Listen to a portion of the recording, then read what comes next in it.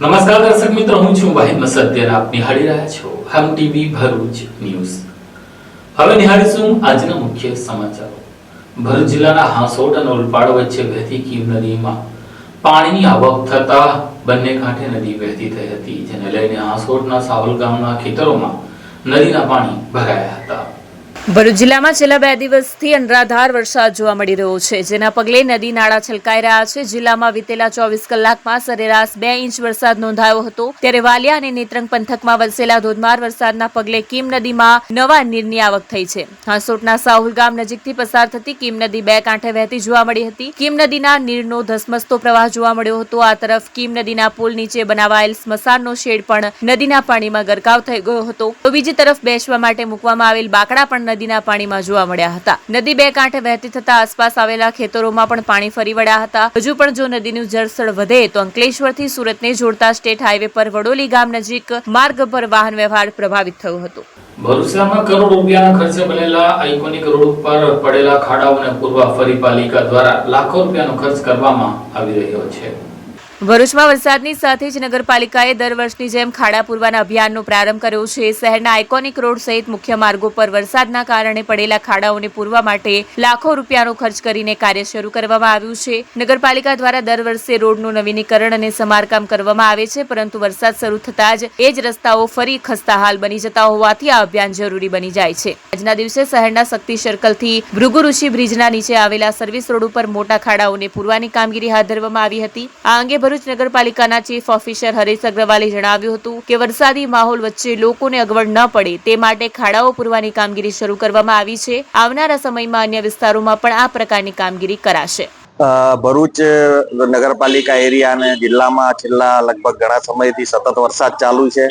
નગરપાલિકાએ જે નવા રોડ બનાવ્યા છે એ સિવાય જે જૂના રોડો છે એની ઉપર સતત વરસાદના કારણે જે જગ્યાઓ ઉપર ખાડા પડેલ છે અથવા તો ટ્રાફિકને અડચણરૂપ થાય એવું થયું છે, ત્યાં ગઈકાલ રાતથી જે વરસાદ બંધ થયો છે, આજે સવારથી અમે અમારી ટીમ સાથે સ્થળ તપાસ કરવા માટે નીકળેલા છીએ. કારોબારી ચેરમેન હેમેન્દ્રભાઈ પણ મારી સાથે છે અને અમારો નગરપાલિકાનો સ્ટાફ પણ જોડે છે. અને જ્યાં જ્યાં આવા પ્રશ્ન દેખાઈ રહ્યા છે ત્યાં અમે જોડે રહી અને ઓછી તકલીફ પડે અને ખાડાના કારણે કોઈ હેરાનગતિ ના થાય એ માટે અમે કાર્યવાહી હાથ ધરીએ. સર, હાલમાં જે આઇકોનિક રોડની વાત કરીએ ત્યાં પણ ખાડા પડી ગયા છે અને એ પણ રોડ તૂટી જવા પામ્યો છે, શું કહેશો? આઇકોનિક રોડ ઉપર જે ખાડા પડ્યા છે, આઇકોનિક રોડ અમે ચાલુ કર્યો ત્યારે સતત વરસાદના કારણે અમે રોડ પૂરો ના કરી શક્યા અને જે તે સ્ટેજે એને ચાલુ વરસાદના કારણે રાખવો પડ્યો છે. વરસાદ પૂર્ણ થયા પછી વ્યવસ્થિત થશે, પણ હાલ જે એની ઉપર ખાડા પડે છે અથવા તો જે કઈ પ્રોબ્લેમ રહે છે એના માટે અમે સતત એની ઉપર જેમ વરસાદ બંધ થાય એટલે અમે લેવલ કરીએ છીએ, ખાડા પૂરીએ છીએ. વરસાદ ચાલુ થાય એટલે ફરીથી એ પ્રશ્ન પાછો ઉભો થાય એટલે સતત અમે આ કાર્યવાહી ચાલુ રાખી છે. આજે પણ આઇકોનિક રોડ ઉપર સવારે જે આપણું ટાઉન હોલ હતું એની સામેના ભાગમાં લેવલ કર્યું છે અને અત્યારે કોર્ટની સામેનો જે એરિયા છે એની ઉપર પણ લેવલ અત્યારે થશે. અંકલેશ્વર શહેર તાલુકા પંથકમાં મહોરમ પર્વ નિમિત્તે તાજિયાઓનું ભવ્ય જુલુસ કાઢવામાં આવ્યું હતું. આજે નર્મદા નદીમાં તાજિયાઓને ઠંડા કરવામાં આવ્યા હતા. ભરૂચ, અંકલેશ્વર સહિત સમગ્ર ભરૂચ જિલ્લામાં વસતા મુસ્લિમ બિરાદરો મોહરમ પર્વ નિમિત્તે માતમ મનાવ્યો હતો. ઇમામ હુસેન અને તેમના સાથીદારોની શહાદતના માનમાં વિવિધ સ્થળોએ મુસ્લિમ બિરાદરોએ કલાત્મક તાજિયાઓ તૈયાર કરાયા હતા, જે તમામ તાજિયાઓનું જુલુસ નીકળ્યું હતું. મોહરમ પર્વ નિમિત્તે સરબત અને દૂધ કોલ્ડ ડ્રિંક્સનું વિતરણ પણ કરવામાં આવ્યું હતું. આ તાજિયા જુલુસમાં મોટી સંખ્યામાં મુસ્લિમ બિરાદરો જોડાયા હતા. જુલુસ સમયે કોઈ અનિચ્છનીય બનાવ ન બને તે માટે ચાપતો પોલીસ બંદોબસ્ત ગોઠવાયો હતો. અંકલેશ્વર તાજિયા કમિટી દ્વારા મામલતદાર, પાલિકા પ્રમુખ અને ડીવાયએસપી સહિતના અધિકારીઓનું સ્વાગત કરવામાં આવ્યું હતું. જુલુસ અંકલેશ્વર શહેરના વિવિધ વિસ્તારોમાં ફરી મુલ્લાવાડ ખાતે આવેલ હલીમસા દાતાર ભંડારી દરગાહ શરીફ ખાતે તેને મુસ્લિમ વિધિ મુજબ ઠંડા કરવામાં આવ્યા હતા. ત્યારબાદ પરત સ્થાપના સ્થળે મોડેથી તાજિયાને ઠંડા કરવામાં આવ્યા હતા. અંકલેશ્વર શહેર તાજિયા કમિટી તરફથી આજ રોજ સાથ સહકાર આપવા બદલ વહીવટી તંત્ર, અંકલેશ્વર નગરપાલિકા, ગુજરાત વિદ્યુત બોર્ડ વગેરે વિભાગોએ જે અંકલેશ્વર શહેર તાજિયા કમિટીને સાથ સહકાર આપ્યો હતો તે બદલ એક કાર્યક્રમ યોજ્યો હતો તથા શહેરમાં કોમી એકલાસનું વાતાવરણ જળવાઈ રહે, તમામ તહેવારો કોમી એકલાસના વાતાવરણમાં ઉજવવામાં આવે તે હેતુથી અહીંયા ગણેશ સમિતિ, રથયાત્રા સમિતિ વગેરે સમિતિઓને આમંત્રિત કરવામાં આવ્યા હતા. તેઓ અહીંયા આમંત્રિત રહીને અમારું માન વધાર્યું તે બદલ હું સૌનો આભાર માનું છું અંકલેશ્વર શહેર તાજિયા કમિટી તરફથી તમામ વિભાગનો આભાર વ્યક્ત કરીએ છીએ. જય હિન્દ, જય ભારત. અંકલેશ્વરના ઉમા ભવન ફાટક પાસેના રસ્તા પર પડેલા ખાડાઓને લઈને વાહનો જાણે બ્રેક ડાન્સ કરતા હોય તેવો નજારો ઉભો થયો છે. તંત્રના અધિકારીઓ ક્યારે રસ્તા ઉપરથી પસાર થશે અને તેનો અનુભવ કરશે તેવું લોકો પૂછી રહ્યા છે. અંકલેશ્વરના ઉમાભવન ફાટક પાસે વરસાદની શરૂઆત થતાં જ ત્યાંથી પસાર થતા વાહન ચાલકો જાણે બ્રેક ડાન્સ કરતા હોય તેમ નજરે ચડ્યા હતા. હાલમાં જ નવનિર્મિત આ માર્ગની આવા હવલહવાલને કારણે હજારો વાહન ચાલકો ભારે હાલાકી ભોગવી રહ્યા છે. આમ છતાંય તંત્રના પેટનું પાણી હલતું નથી. અંકલેશ્વરમાં એક સપ્તાહના વિરામ બાદ વરસાદની શરૂઆત થતાની સાથે જ રોડ રસ્તાઓ દમ તોડી રહ્યા છે. ઉમાભવન રેલવે ફાટક નજીક મોટા ખાડા પડી ગયા છે અને આ માર્ગ જાણે ડિસ્કો ઠેક બની ગયો હોય તેમ ત્યાંથી પસાર થતા વાહનો બ્રેક ડાન્સ કરતા હોય તેમ નજરે ચડી રહ્યા છે. આજે દિવસ દરમિયાન વરસાદમાં રોડ ઉપર પડેલા ખાડામાંથી વાહનો પસાર થતા બ્રેક ડાન્સ કરતા જોવા મળ્યા હતા. તો રોડ ઉપર પડેલા ખાડાઓમાં વાહનો પછડાઈ રહ્યા છે, જેના પગલે વાહનોને નુકસાન થઈ રહ્યું છે. તો સ્વાભાવિકપણે રોડ ઉપર પડેલા ખાડાઓના કારણે અકસ્માત થવાનો ભય પણ વધવા પામ્યો છે. આમ તો આ માર્ગ સ્ટેટ હાઈવે ઓથોરિટીના નેજા હેઠળ તૈયાર થયો છે, જ્યારે રેલવે ફાટક પૂરતો ભાગ રેલવે વિભાગ અંતર્ગત આવતો હોય બે સરકારી વિભાગ વચ્ચે સંકલન અને સહયોગના અભાવનો ભોગ હજારો વાહન ચાલકો બની રહ્યા છે. તો ટ્રાફિક જામની પરિસ્થિતિ પણ હવે રોજિંદી બની ગઈ છે. ભરૂચ તાલુકાના કંથારિયા ગામ ખાતે વકફની ટ્રસ્ટની મિલકતો અંગે હિસાબોના ચાલતા વિવાદને લઈને 3 જેટલા ટ્રસ્ટની વિગતો ગામના આગેવાનો દ્વારા માંગણી કરવામાં આવી છે. આ અંગે વકફ બોર્ડમાં પણ જાણ કરવામાં આવી છે. ભરૂચ તાલુકાના કંથારિયા ગામ ખાતે આવેલ મસ્જિદ મદ્રસાની જમીન મામલે તેમજ હિસાબ મામલે કેટલાક સમયથી વિવાદનો મતભેડો છંછોડાયો છે. ત્યારે ગામના આગેવાનો દ્વારા આ મામલે હવે ગુજરાત રાજ્ય વકફ બોર્ડમાં નોંધાયેલા trust registration number B71, B72 અને B691 ભરૂચ જુમ્મા મસ્જિદ મદ્રસા મોહમ્મદિયા ઇસ્લામિયા કંથારિયા વોટરવર્ક્સની આવેલી દુકાનોની યાદીની નકલો તેમજ ભાડા કરારની નકલો સહિતની માંગણી કરવામાં આવી છે. હાલ તો આ કંથારિયા ગામ ખાતેની આ ઉપરોક્ત રજિસ્ટર નંબરની મિલકતો મામલે છેલ્લા કેટલાક સમયથી વકફ બોર્ડમાં અરજીઓ કરવામાં આવી રહી છે અને તે મામલે ટ્રસ્ટીઓ પાસેથી હિસાબ માંગવામાં આવી રહ્યો છે, પરંતુ હજુ સુધી હિસાબ આપવામાં આવ્યો નથી અને વકફ બોર્ડના હુકમને પણ આ ટ્રસ્ટીઓ ઘોડીને પી ગયા છે. ત્યારે હાલ ગામના આગેવાનો દ્વારા આ મામલે દુકાનોના મહિના દીઠનું ભાડું કેટલું વસૂલ કરવામાં આવે છે, દુકાનો માલિક પાસેથી કેટલી ડિપોઝિટ લીધી તેમજ તેની રકમ બેંકમાં કેટલી જમા કરી છે, તેમજ વાર્ષિક હિસાબોની નકલ અને આવક જાવક સહિતની નકલોની વિગતો માંગવામાં આવી છે. વર્ષ 2010 અને 11 થી આજ દિન સુધી એટલે કે 2023 સુધીના ભાડા કરારની નકલો તેમજ હાલમાં દુકાનોનો કબજો ભોગવટા વાળી દુકાનોના માલિકાના નામ સરનામા સહિતની વિગતો અંગેની વિગતો માંગવામાં આવી છે. આ મામલે વકફ બોર્ડને પણ જાણ કરવામાં આવી છે. હાલ તો ગામના આગેવાનો દ્વારા કંથારિયા ગામની ઉપરોક્ત 3 જેટલી ટ્રસ્ટોની વિગતો 3 જેટલા ગામના આગેવાનોએ ટ્રસ્ટીઓ પાસે માંગણી કરી છે. હવે જોવાનું રહ્યું કે તેઓ આ વિગતો અરજદારોને આપે છે કે પછી આ મામલે આગળની કોઈ કાનૂની કાર્યવાહી કરવાની આ લોકોને ફરજ પડશે.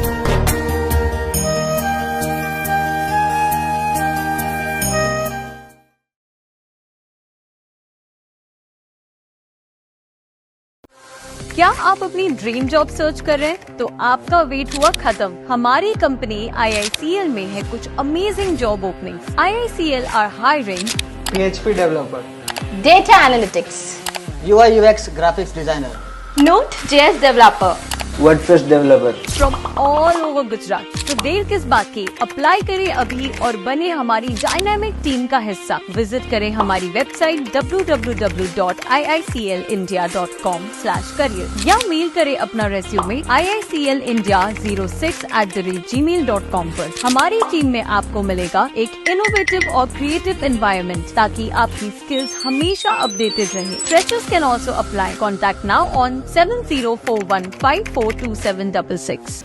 અંકલેશ્વર તાલુકાના સારંગપુર ગામ ખાતે આવેલી મદની પાર્કમાં સોના ચાંદીના દાગીના રોકડા રૂપિયા મળી લાખો રૂપિયાની ચોરી કરી તસ્કરો ફરાર થઈ ગયા હતા।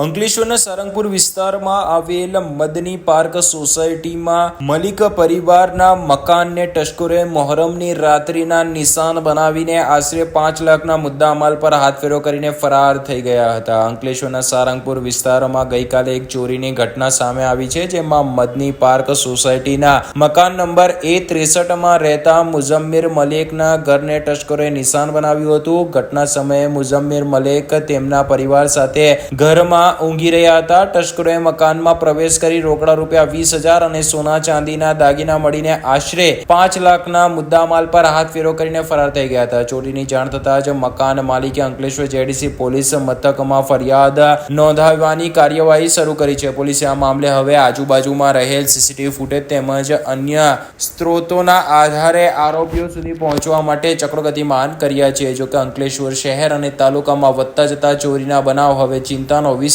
બન્યા છે। મારું નામ મલિક મુઝમ્મિલ છે। જે રીતે તમે જોઈ રહ્યા છો કે મારા ઘેર Madni park home number 63 A63 માં જે રાત્રે 1 વાગ્યાથી 3 વાગ્યા દરમિયાન ચોરી થઈ છે, જેમાં લગભગ આશરે સોનાની ચેનો 10 ચેનો અને ચાંદીની વસ્તુઓ અને રોકડા આશરે 20,000 રૂપિયા ચોરી થયા છે। પોલીસને જાણ કરી દીધી છે। પોલીસ આવીને ચેકિંગ કરીને ગયા છે। જસ્ટ કેસ ચાલુ છે। ટોટલ આશરે 5 લાખ જેવા। વાગરા તાલુકાના સલાદરા ગામ નજીક રેતી ભરેલો ડમ્પરના ચાલકે સ્ટેરિંગ પરનો કાબુ ગુમાવતા ડમ્પર પલટી ખાતા અકસ્માત સર્જાયો હતો।